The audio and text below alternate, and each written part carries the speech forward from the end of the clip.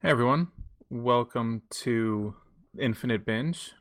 We are watching, or rather talking about Stranger Things. This week we're talking about Chapter 6, The Monster. I am Jake, and who else is here? Kevin, I think I'm still watching it though. And Andrew. I know I'm still watching it. I'm watching you. Spooky.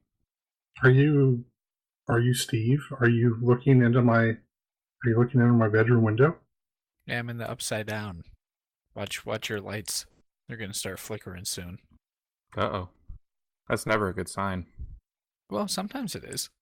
When has flickering lights in a movie or TV show been a good sign?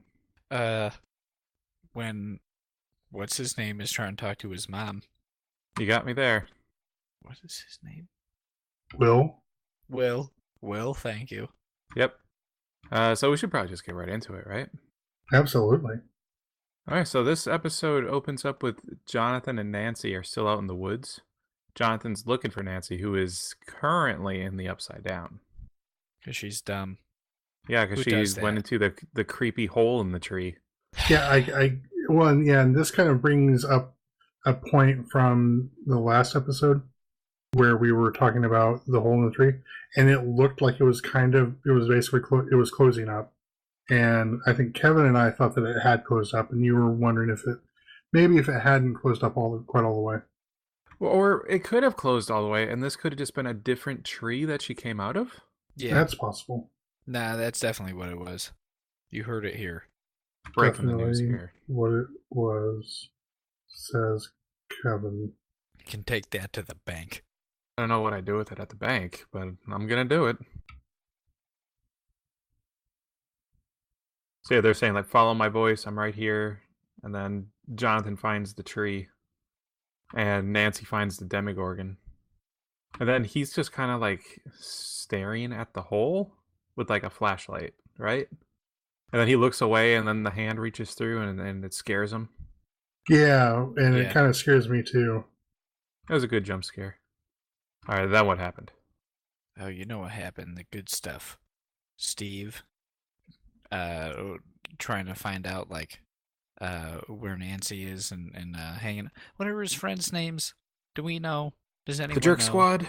Okay, he's hanging out with Jerk Squad, and then he wants to see Nancy and stuff. So, they go to her house. He uses his ninja moves, and then oh yeah, here comes the drama. Sees Nancy and Jonathan comforting each other lovingly. Was not happy about that.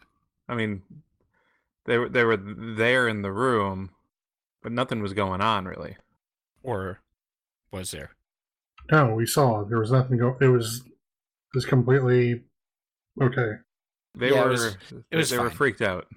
Yeah, They justifiably just saw so. they just saw a tree eat a person and then spit a person back out And one of them was in another dimension for a few minutes. with a monster. Yeah, bad times. But Steve sees this and he doesn't know. So He he's doesn't a have the little upset. context for the situation, so he gets a little mad. But Because that's what good guys do. well, I mean, I wouldn't say no. I mean, he should maybe talk about it. yeah. But he is a teenager. Also, I mean, he is just like sneaking up there. So it's Which he has done before, though. still invasion of privacy. Yeah, he was going up there to knock, though. I don't think his intention was just a peep. Yeah. But then what? I think it's next scene with Hopper and Joyce. Yeah, About what he was seeing. Yeah, what he saw at the DOE. Basically, yeah, he tells Joyce that he saw a kid's room, but it wasn't. Joyce determines that it wasn't Will because of the stick figure drawings, and that's not Will's stuff. That's not Will is beyond drawing stick figures. And then Hopper kind of brings up that it was the girl that Brunner had stole from Terry Ives, allegedly.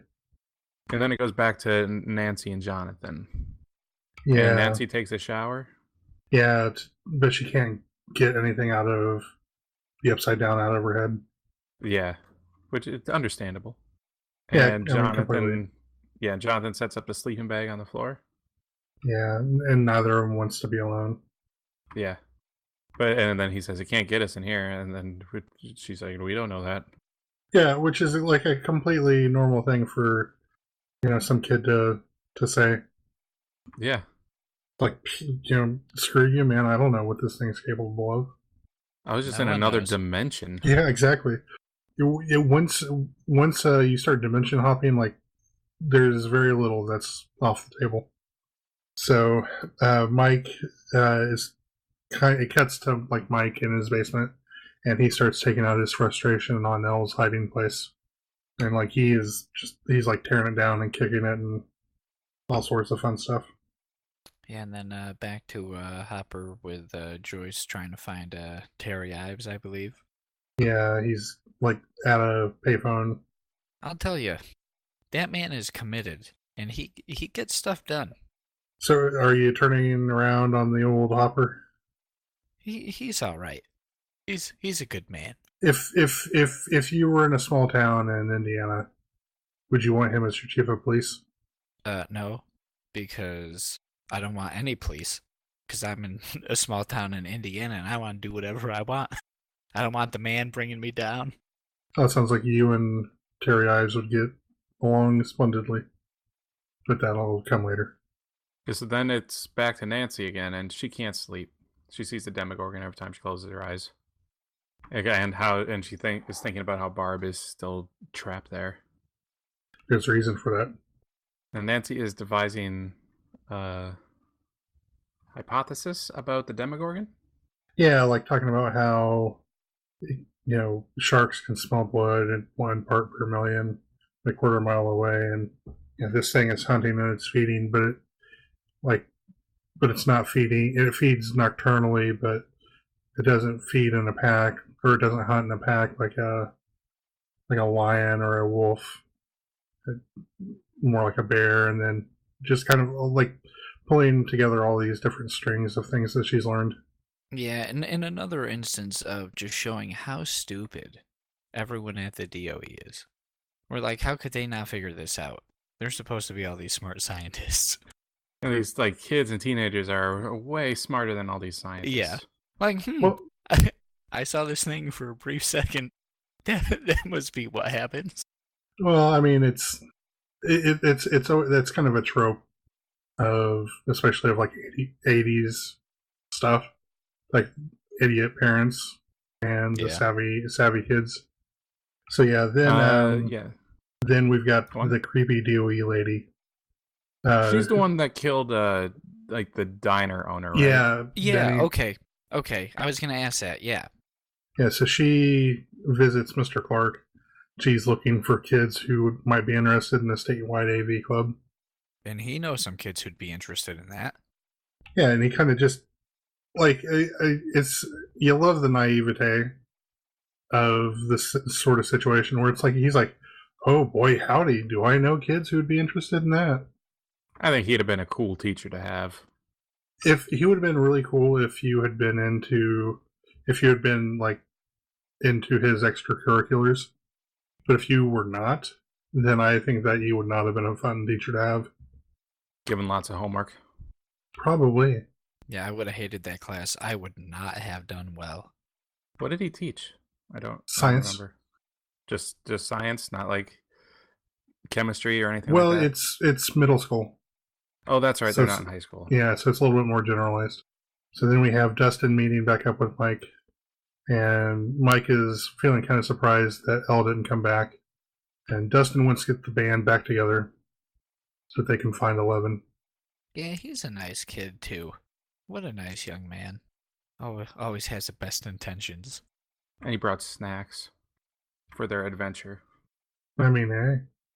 Yeah, and then I believe it cuts to Elle, to a flashback, about with her and that Dr. Brenner, about making history and contact, and then you find out she's still out in the woods, Alone and tired and dirty. Yeah, sad, very sad. This show gets you down, man. It is a downer show. I mean, I'm not saying like it doesn't get me down, but it definitely gets you down. I guess so. I don't know. That first episode, though, rough. But then cut back to Nancy and Jonathan going back sneaking out. I guess they didn't want blueberry pancakes. Shame I mean, on I've them. taken some blueberry pancakes. Yeah. I mean, I would have Like, done I'm what gonna eat Elle my winds up room. doing. Calling people mouth breathers. Yeah. And stealing about 5 boxes of Eggos. I mean, that's a good time. I mean, like, here pretty soon I'm going to be taking some time off from work. And, like, Eggos are on the menu. How do you eat your Eggos? Toasted. Oh, but what do you put on them? Oh, just butter and butter syrup. and syrup? Yeah. What more does I it like need? the strawberry Eggos, and then I put strawberry preserves on them. Like, I know some people like to put something like peanut butter on them or Nutella, but I can't do some of that. Like, that's like just a little bit too rich for me. I've done peanut butter too. Peanut butter is good. If you want to Really? get crazy, you can make a peanut butter and jelly sandwich out of them. Yeah, that would No. actually be really good because then you'd get like the sticky sweet of the peanut butter and jelly, and then you get like a nice crisp crunch from the Eggo. Like I could see that. it's good. I had peanut butter and jelly for lunch today. I was a happy Peanut butter and jelly person. sandwiches are great. That's my lunch every day for work. I don't know if I can do it every day, but I it's like easy. it when I have it. Oh, it's easy. Oh, I'm sure it's yeah. No one's debating the difficulty of doing this. No, I mean of doing that for many years now. I mean, yeah, I'm well, and I'm closer to 40 than I am to 30. So it's been something that I've been doing for a long time, and I'm But glad sometimes that. don't you want like a bologna sandwich? I mean, I'm probably more inclined to want like a turkey sandwich, not so much a ham sandwich. Or roast beef. Ooh. I get a Both good some roast beef with. Braunschweiger. I'll eat some Braunschweiger, definitely. I don't eat it as much anymore, but If this whole watching stuff thing doesn't work out, we have a future in food podcasts, I believe. Just yeah. saying. Where we ask each other, "Hey, how about this kind of sandwich?" Yeah. And then we go, "Yeah, that's pretty good." Which is- Sandwich talk. Yeah, sandwich talk. The infinite sandwich. It'll devolve into like movie talk and stuff. We don't even need to change the name of this. Infinite Binge will continue to work. Yeah.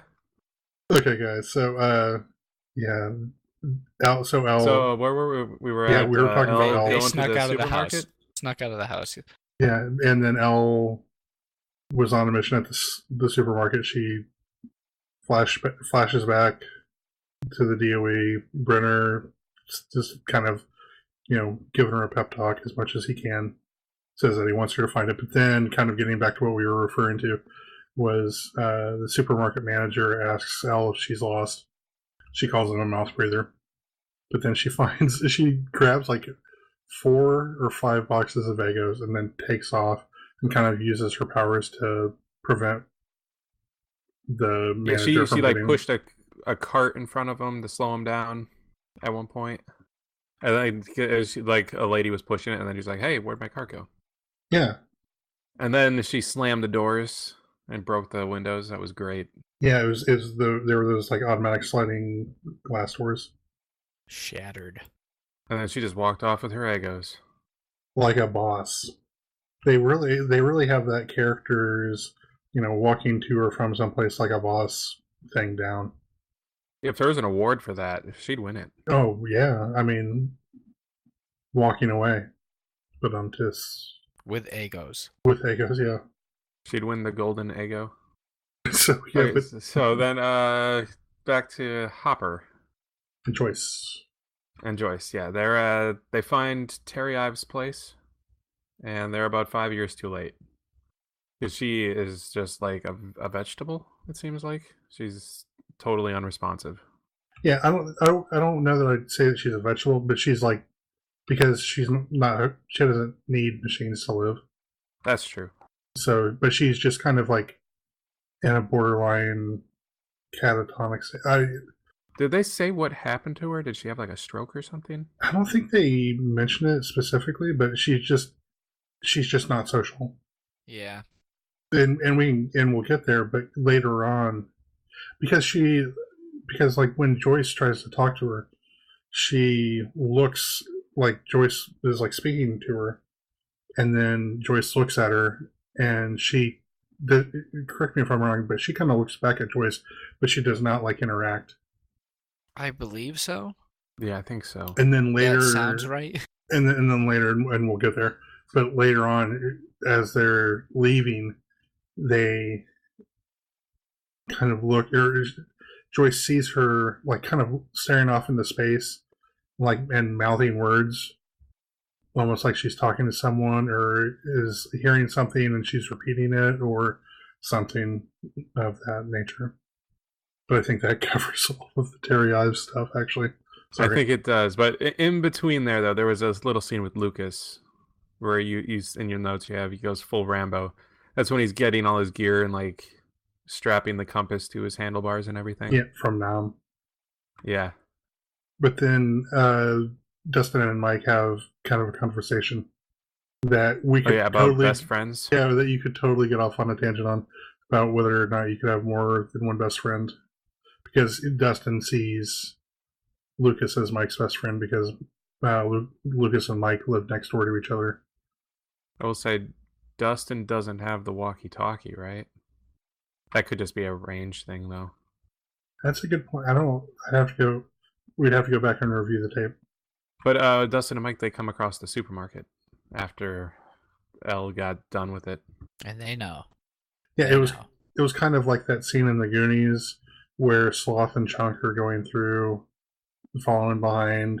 They get to the pipes, and the pipes are all going crazy, and Chunk goes, "Yeah, Mikey was here." Yet another Goonies reference. Oh, well, what do we call them? The Goozers, right? Yep. Yeah. Yep, just another Goozers moment. So it cuts from after that and stuff and cutting around. Then it goes to Jonathan and Nancy starting to they're getting ready. They're preparing for a fight at the army surplus. Yeah, they get like a bear trap and all sorts of Fuel big tank nails and stuff. Yeah, they're getting ready. They're preparing. So, but then back to the drama. Steve and Pels wrote on the marquee of the movie theater under the movie title, starring Nancy the Slut Wheeler. I mean, that's harsh. That's harsh. But it's good to see at that age that she's getting her SAG card, because that's hard to do, especially in a small town like that. Yep. But Nancy is pissed, and I intentionally put in the notes that pissed with a capital P. I mean, because she is really upset, because like as she's kind of looking around, everyone's looking at her, and you can tell it's a really uncomfortable time. But at this point, they're like running through they're in like an alley. An alley. Yeah, it's an alley. An alley right next to the theater. And they're still spray painting on stuff.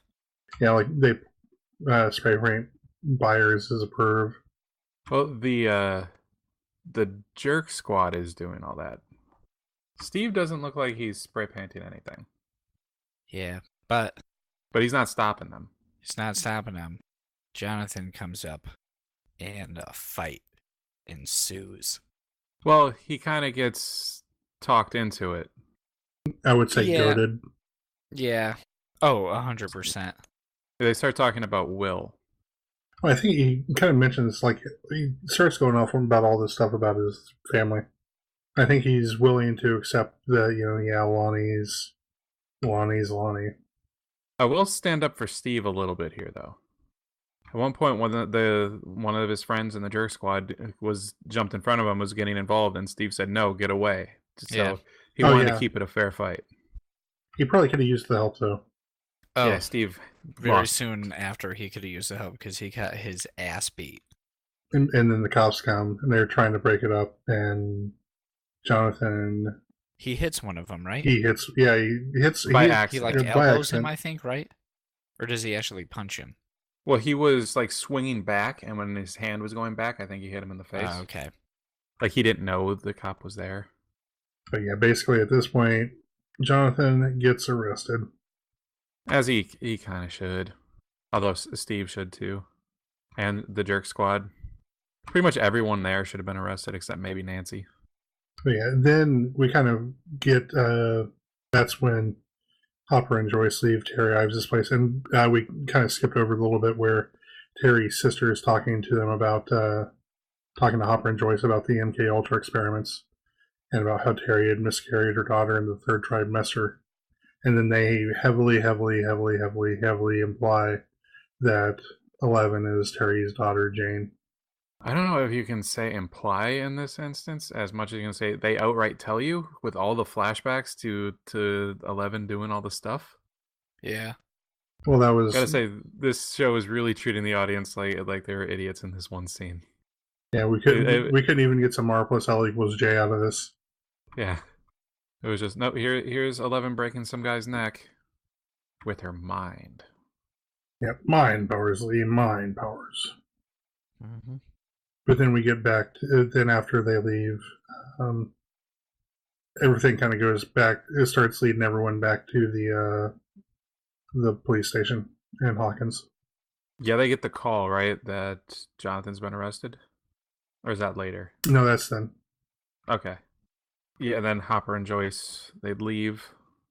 And the kind of the lady office manager is getting ice for Jonathan with Nancy. And she says Jonathan's Nancy's boyfriend, and then she says, no, he's not. So you might want to tell him that. Up.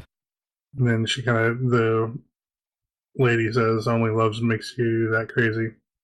So we've definitely got this set up for like a little love triangle going on here. So then the next scene is Elle eating the Eggos, right? Because Eggos are good. Correct. And then Mike and Dustin going through the woods, shouting for her, trying to find her and stuff. And then their two best buddies show up. Will and yeah, not Will and Lucas. Not Will and Lucas. No. So they start running away, and bullies chase them. And then, speaking of Lucas, he's actually using the compass now to find where the magnetic field is, and guess where it brings him? The DOE. I know, shocking revelation. Never would have seen this coming. No. Yeah, I know. I mean, this is not a murder mystery. Or this is not. This is not the interdimensional mystery. Yeah. This is not the mysterious part of this show. Yeah. Then Dustin and Mike are running towards the quarry, and they get cornered there. And then the bullies have a switchblade, and they are threatening them to take out Dustin's teeth if Mike doesn't jump in the quarry. But that jump would kill him. I'm fairly certain. They're really high up. Oh yeah, 100%. I just want to say, even if he hit the water, which there would be a chance he wouldn't, definitely would kill him. Yeah, definitely. You know, the bullies in this and in the movie It are really extreme.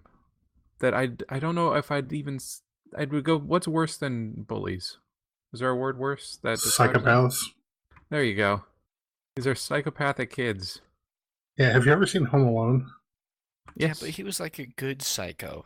Oh my God, I watched that movie for the first time like last Christmas. Not last time, or not the first time, but for like the first time in like a really long time. And like, was just everything about that. It was like, yeah, this played at the time. It does not any longer. But anyway. Yeah, so then Mike jumps into the quarry. Because they're threatening to basically stab out Dustin's teeth unless he does. But on his way down, he gets suspended in midair and then he flies back up. Yeah, it was a pretty sweet scene, even though you obviously knew it was going to happen as soon as he jumped off. It was still pretty cool to see. And then, for the second time this episode, Elle gets to walk into a situation, or walk in or out of a situation like a badass. Yeah, but before that, though, do we see the flashback, or is that after? I think that's after. Yeah, I think you're right. Because, yeah, she put, like, essentially force pushes the one away and then breaks the other one's arm. Then they run away. And then it flashes back to her finding the Demogorgon in the sensory deprivation tank. Yeah, she sees it, like, eating something. And she walks over and touches it, and then it looks at her, and then they scream and just freaks out and rips open the portal. Or gateway, or whatever it is. The Gate. 1984, starring Stephen Dorff. It's a good movie. You've been bad. Oh my god. Yeah. Oh man, that movie's It's about as 80s as you get right there. Yeah, things there are things that are said in that movie that you cannot say in anymore. When there's things in the Monster Squad that you can't say anymore. There are things in a lot of movies from the 80s, well, pre 1995 that you can't say anymore. I'm just arbitrarily picking 1995. But anyway, so yeah, so then it kind of goes back to quote unquote now. But Eleven tells Mike and Dustin that she opened the gates and she thinks that she's a monster for having done so. But Mike says that she isn't because she saved him. And they have a nice hug. And then they go home, and the undercover DOE guy notifies the other DOE guys that they're there. I guess that 11 is there. Yeah. And then Lucas sees them all leaving. And then they kind of go in to the basement and scene. That's it. That's it. Another episode down. 2 left? Kevin, do you have any predictions on what you think is going to happen in the next 2 episodes? There's going to be some stuff with the Demogorgon and the DOE people and the Upside Down. What about 11? Yeah, she'll probably be there. What's your prediction for sadness scale? I don't know. Like, are we going to get Swamp of Sadness level? Is it going to be like just a little bit? Probably just a little bit. I can't imagine there's going to be anything that much more coming up. So you don't think we're going to go like full Old Yeller? No. Is Old Yeller sad? Have you never Old Yeller is the saddest. Oh man, you've never seen Old Yeller? Not since I was like a young wee lad. Oh man, so we have over the course of this, we have put on Kevin's list of things to experience. Fig Newman's.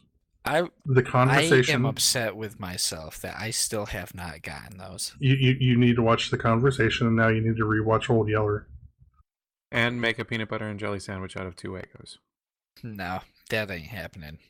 I mean, you want us to spoil Old Yeller for you? Well, I know the dog dies or something, right? Oh, it's so much worse than that. Oh, Lord.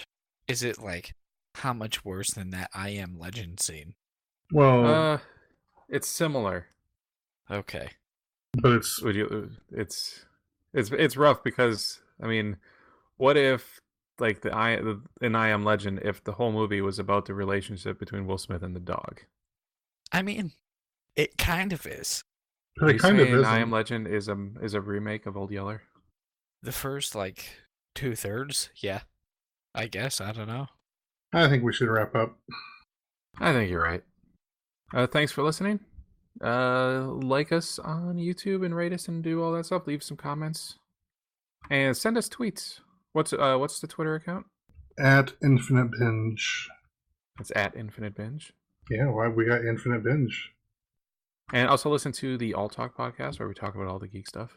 And listen to the Geek Box and Manga Machinations and Comic Conspiracy. And we will see you next time.